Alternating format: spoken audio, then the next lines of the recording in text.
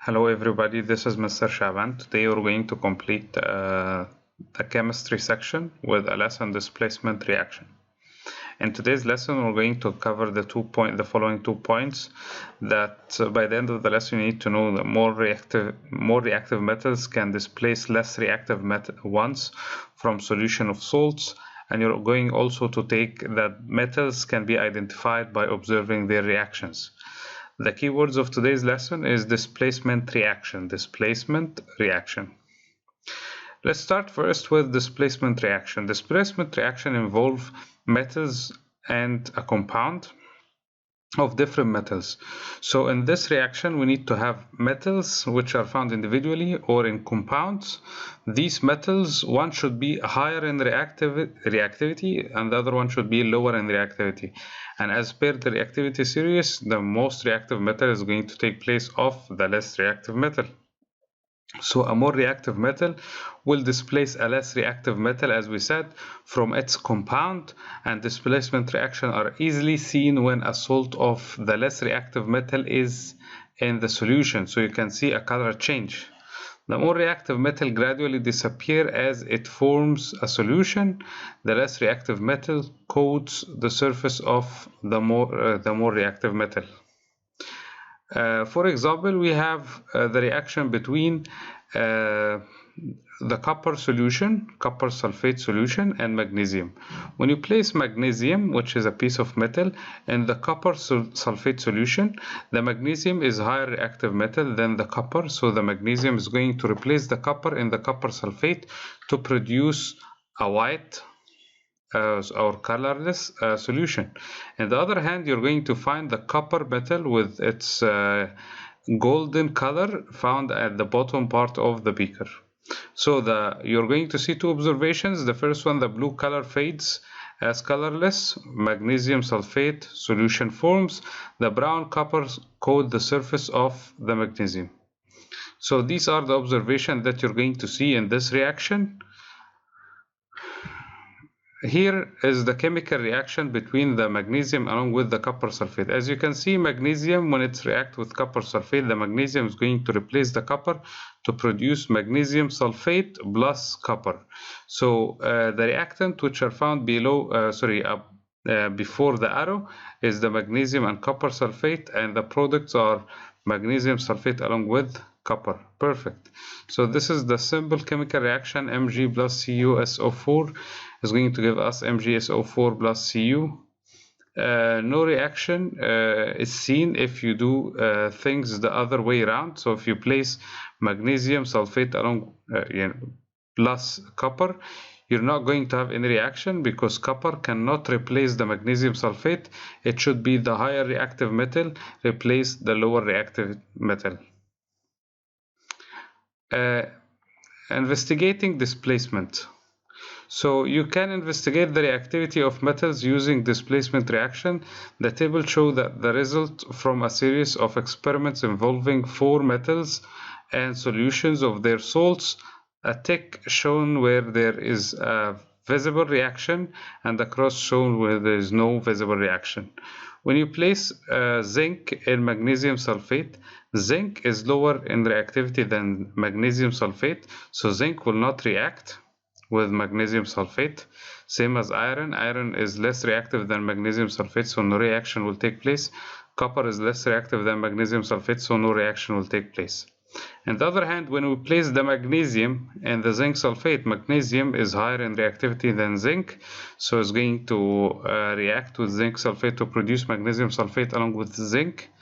Zinc cannot replace itself. Iron cannot replace the zinc as it's lower in reactivity. Copper cannot replace the zinc as it's lower in reactivity.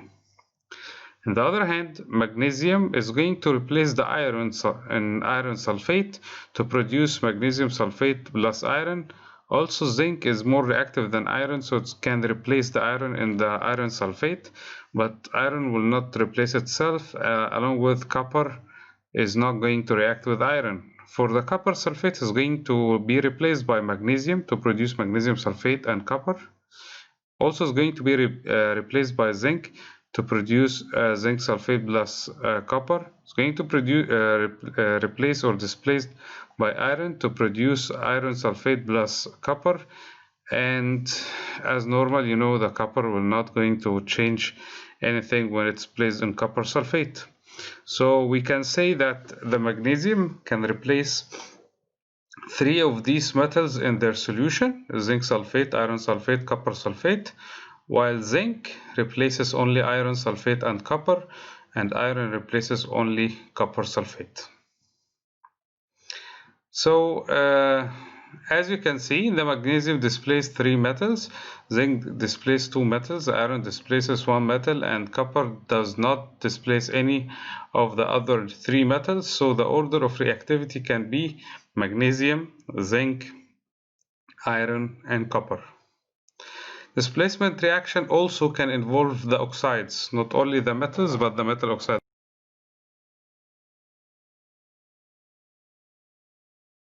In today's experiment, we will be looking at the displacement reaction of metals.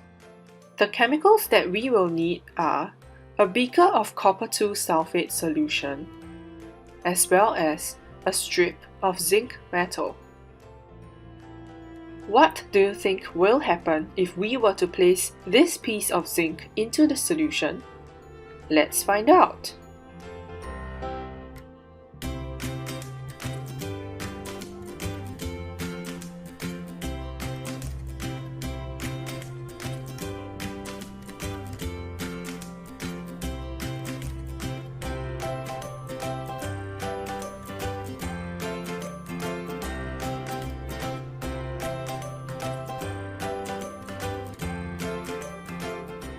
We observe that as the reaction proceeds, the solution changes from blue to colorless. In addition, a reddish-brown solid also forms on the surface of the zinc metal.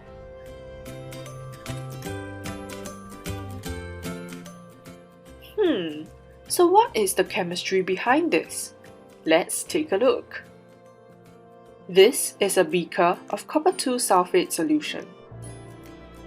The solution is blue due to the presence of the copper ions. What will happen if we add a piece of zinc into the solution? Let us take a closer look at the reaction. The piece of zinc metal is made up of many zinc atoms, which are packed regularly in layers. If we take a look at the reactivity series of metals, we know that zinc is a more reactive metal than copper. As a result, zinc has a greater tendency to form positive ions. This can be represented using the ionic equation as shown. In forming the zinc ion, zinc metal loses 2 electrons.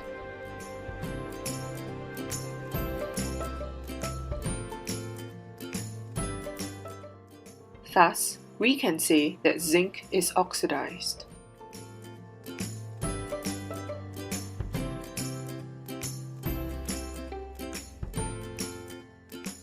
Copper, on the other hand, is a less reactive metal. Thus, it prefers to remain as an atom instead. This can be represented using the ionic equation as shown.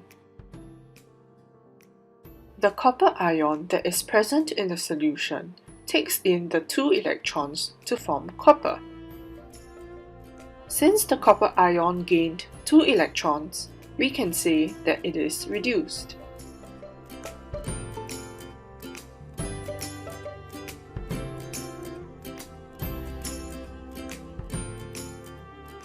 Over time, as the reaction proceeds, more zinc ions go into the solution and more copper atoms are being deposited onto the surface of the metal strip.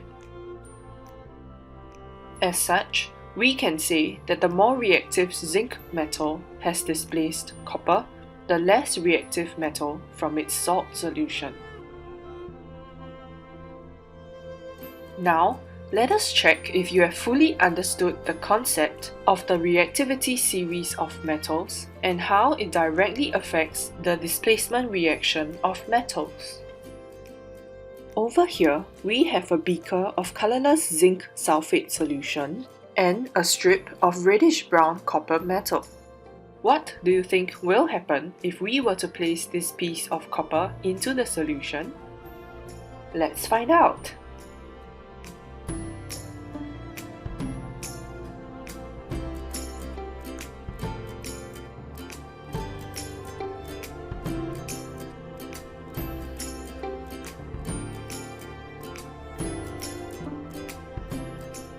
We observe that there is no reaction between copper and zinc sulfate.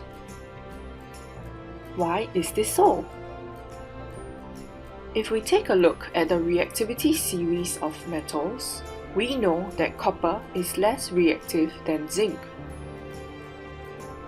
Thus, both the copper atoms and zinc ions are happy to remain in their original states in this case, and no redox reaction occurs. I hope you have enjoyed today's lesson and see you next time.